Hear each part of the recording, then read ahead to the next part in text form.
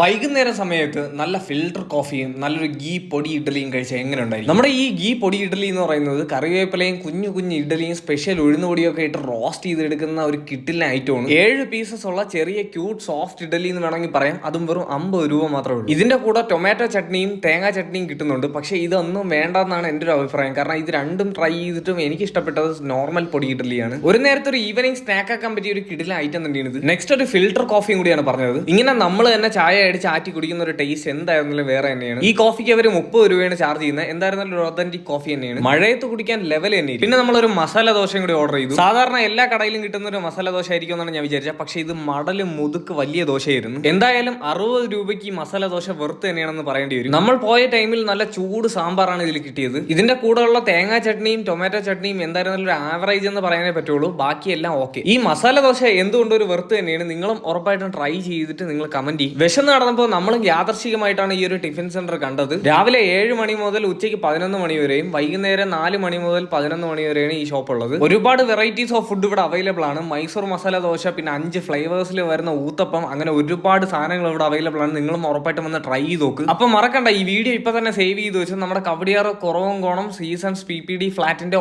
Opposite തന്നെയാണ് നമ്മുടെ ഈ കഫേ ശുഭംഗം വരുന്നത്. ഇതെന്തായിരുന്നാലും ഒരു ബഡ്ജറ്റ് ഫ്രണ്ട്ലി സ്പോട്ട് തന്നെയാണ്. ഇനിയും പുതിയ വീഡിയോ ആയിട്ട് കാണുന്നവരേക്കും stay follow sand foodies TV.